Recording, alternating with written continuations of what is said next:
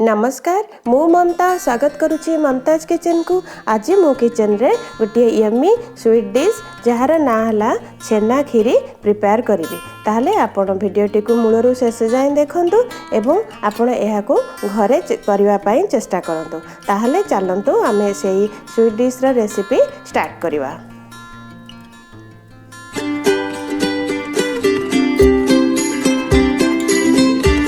यही छेना खीरी पाई प्रथमे चलतु आम छेना प्रस्तुति करवा। से मु 1 लिटर क्षीर को फुटिबा पाई बसैतिली। से मु भिनेगार मिश्रण को 2 चामच भिनेगार एवं 2 चामच पानी मिश्रण को मु अल्प अल्प करके एठी ऐड करूची। देखंतु मु ए भिनेगार मिश्रण को ऐड करके छेना छिंडिबा पर्यंत पूरा ताकू आमे टिके टिके करी घांटिबा। देखंतु एठी मोर छेना पूरा प्रस्तुति हो जाइए एवं छेना आउ पानी पूरा अलगा हो जाइए। वर्तमान यह को आमे गोटे जगह को छाणिकी बाहर करदेबा। से मु गोटे जाली लगेछि एवं से गोटे कॉटन कपड़ा को लगेकरी वर्तमान आमे से छेना को छाणिकी बाहर करदेबा। तापरे आमे से छेना को भिनेगार रो खट्टा अंश न रहिया पाई नॉर्मल पानी रे आमे 2 रु 3 थर ताको धोईकी आमे परिष्कार करदेबा। तापरे से छेना को आमे से जो कॉटन कपड़ा रे आमे रखिथिले ताकू चारिपटू आमे बांधिकी ताकू टिके स्क्वीज करदबा, जद्वारा कि तादरे जो एक्स्ट्रा पानी सबू आमे चिपुड़ी के बाहर करदबा। एबे ताकू 10 रु 15 मिनिट आमे से स्टेज रे छाड़ी के आमे चलंतु नेक्स्ट स्टेप आरंभ करबा। वर्तमान मु एमती गोटे पैन बसैकी से गोटे टेबल स्पून मु चीनी को ऐड करी। फ्लेम को लो मीडियम रे रखिकी आमे से चीनी को कारामेल हवा पाई दबा। देखंतु वर्तमान मोर कारामेल हवा स्टार्ट हो गलानी। एबे आमे आको आउ बेसी ब्राउन करबानी। आमे से कारामेल हमर कंप्लीट हो गलानी। सेथिरे मु गोटे कप क्षीर को वर्तमान ऐड करी। देखंतु मु गोटे कप क्षीर को ऐड करके से कारामेल को वर्तमान मिसई देली। ए कारामेल रो कलरटा आसिले हमर छेना खीरी रो कलरटा बहुत सुंदर देखा जाए। देखंतु मु वर्तमान कारामेल को पूरा मिसई देछि। तापरे मु नेइथिबा बाकी 1 लिटर क्षीर को मु एठी ऐड कर दोछि। वर्तमान मीडियम फ्लेम रे यह को गोटे फुटा आसला पर्यंत आमे यह को मझे मझे एमती घांटिबा, नचेत एटा तळे लागे जिबार संभावना थाए। देखंतु मोर क्षीर वर्तमान फुटी आसलानी।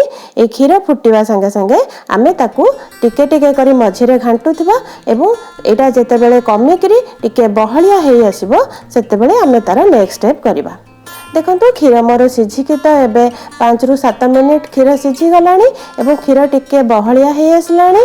एबे मु किछि ड्राई फ्रूट्स को काटिकरी पिस्ता काजू एवं आलमंड को एमते छोट छोट करी काटिकी मु सेतरे ऐड करिछि एवं छेना खीर आउ टिके बास्ना को अधिक एनहांस करिया पाई मु टिके गुजराती गुंड को एठी ऐड करिछि।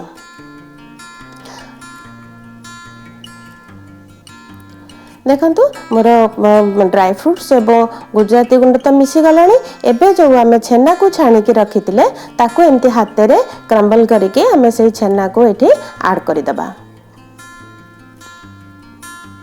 एबे मु सबु छेना तो ऐड कर देछि। एबे ताको गोटे फुटा आसिला जाए आमे ताको घांटिबा। तापरे मु एठी 2 टेबल स्पून मिल्क मेड को ऐड करिछि। आपणक चॉइस अनुसार आपण मिठा को कम बेसी करि परिबे। मिल्क मेड जगह रे आपण चीनी मध्य भी ऐड करिवे। आमे वर्तमान मिल्क मेड आउ जो ड्राई फ्रूट्स को ऐड करिथिले आमे सबु को एकाठी मिसई देबा। वर्तमान ताको टिके फुटिबा पई छाड़िबा। देखंतु मोर छेना खीरी तो वर्तमान फुटी आसलानी। आमे आकु आउ बेसी समय फुटाइबानी। वर्तमान लो मीडियम फ्लेम रे आमे आकु 3 रु 4 मिनिट टिके फुटिबा पई छाड़िबा। देखंतु खीरी एठी फुटिकी पूरा परफेक्ट कंसिस्टेंसी आसी जाइछि। आमे आठु आउ अधिक ताको फुटाइबानी। एटा ठंडा हला परे आउ टिके बहळा हे जाय। वर्तमान आमे गैस बंद करके ताको किछि समय ठंडा हबा पई छाड़िबा। एबे देखंतु पूरा ठंडा हे गला परे तार कंसिस्टेंसी केते बहळा हे जाइछि। वर्तमान आमे याकू गोटे सर्विंग बाउल को बाहर करबा। देखंतु मोर छेना खीरी तो पूरा रेडी हो जाइए। मुझे ता ऊपर किसी ड्राई फ्रूट ऐड कर देबी। देखंतु ए छेना खीरी केते डेलीशियस देखा जाउची। घरे जेकोसी पार्टी हो वा फंक्शन हो आपण एहाकू घरे बनातु एवं आगु को तो राखी पूर्णिमा आसुची। राखी पूर्णिमा मध्य एई भलिया यम्मी छेना खीरी आपण घरे बनातु एवं आपण को केमती टेस्ट आसिला आपण मोर कमेंट बॉक्स रे शेयर करंतु। आशा करूची रेसिपीटी निश्चिंत भल लागिबो। जदि एई रेसिपीटी आपण को भल लागे ताले मोर वीडियो को लाइक शेयर कमेंट करबा को भूलंतु नाही। ताले रहूची देखा हबो आउ गोटे नुवा रेसिपी सहित।